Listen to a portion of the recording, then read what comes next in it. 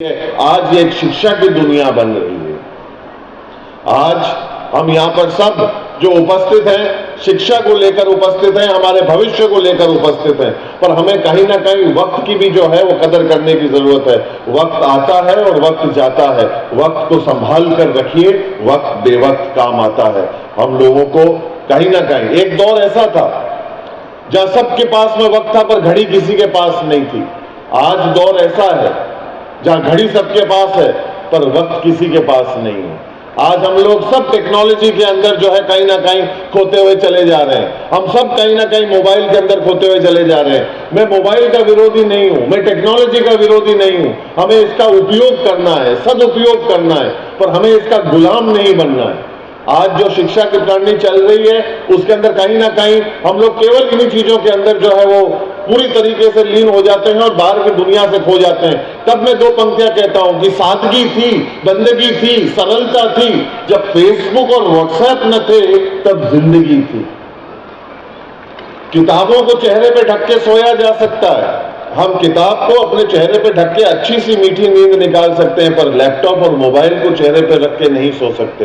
कहीं ना कहीं हमारे को हमारी मिट्टी के प्रति वापस जुड़ने की आवश्यकता है। हमें घरों के अंदर एक दूसरे के साथ में बैठकर बिना मोबाइल के कहीं ना कहीं वापस एक दूसरे के साथ रोटी खाने की आवश्यकता है। हमारे माँ बाप के साथ में बैठकर चर्चा करने की आवश्यकता है। दादा दादी नाना नानी के साथ में बैठकर वापस हम लोगों को जो है बैठकर हम लोगों को वापस वार्ता करने की आवश्यकता है। हम बच्चों को केवल स्कूल भेजकर उन्हें आउटसोर्स कर दें, इससे काम नहीं चलने वाला। हम लोगों को घर के अंदर भी हमारे बच्चों की जो है वो जिम्मेदारी लेने की आवश्यकता है। वक्त की बात चल रही है, मैं ज्यादा समय नहीं लूंगा। मुझे पता है कि हम सब लोगों को आने वाला जो प्ले है उसको देखने में हमें पूरी दिलचस्पी है, पर मैं एक बात कहना चाहता हूं कि 12 महीने की कीमत वो व्यक्ति समझता है, वो विद्यार्थी समझता है जो फेल हुआ है, कि एक साल की क्या कीमत होती है। एक महीने की कीमत वो महिला समझ सकती है जिसने एक बच्चे को 1 महीने पहले जन्म दिया है। एक हफ्ते की कीमत वो व्यक्ति समझ सकता है जो एक साप्ताहिक जो है वो अखबार निकालता है। 24 घंटे की कीमत वो व्यक्ति समझ सकता है जिसे एक दिन के बाद में फांसी होने वाली है। 1 घंटे की कीमत वो माशूक और माशिका समझ सकते हैं जिन्हें सिर्फ 60 मिनट मिले हैं एक दूसरे से मिलने के लिए।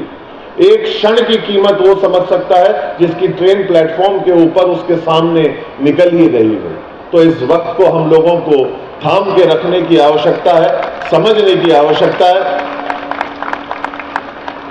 इसे गंवाने की जरूरत नहीं है, समझ के सूझबूझ के साथ में खर्च करने की आवश्यकता है। इसी वजह से और मैं पुनः आप सब लोगों का जो है वो साधुवाद ज्ञापित करता हूं कि आप लोगों ने यहां पर मुझे बुलाया, इतना मान सम्मान दिया, इतना प्यार दिया, मैंने Guinness world book of records के बारे में इतनी चर्चा करी। अगर मैं ये कहूं कि 9 Guinness world book of records लेकर मुझे खुशी नहीं है तो मैं कहीं ना कहीं झूठ बोल रहा हूं। मुझे बेहद खुशी है कि मुझे समाज सेवा के क्षेत्र के अंदर इस पूरे पृथ्वी के ऊपर 9 कीर्तिमान जो है वो मुझे मिले हैं, पर इससे ज्यादा खुशी मेरे को इस बात के ऊपर मिली है कि जो ये 9 कीर्तिमान समाज सेवा के क्षेत्र में मिले ये एक भारतीय को मिले। उसके आगे भारत देश, मेरे देश का नाम जो है उसे लगाया गया। तब मुझे गौरवान्वित मैं गौरवान्वित होता हूं कि जब समाज सेवा की बात की जाएगी तब मेरे देश की बात की जाएगी कि अगर ये कार्य, ये मिसाल अगर इस दुनिया के अंदर किसी ने दी है तो एक भारतीय ने दी है। और अगर इसे कोई तोड़ेगा तो मुझे खुशी इस बात की होगी कि एक भारतीय जाकर तोड़ेगा, तब जाकर मैं ये मानूंगा कि हमारा समाज जो है और उसके अंदर और ज्यादा उत्थान हुआ है, किसी ने और ज्यादा जाकर जो है वो सेवा करी है।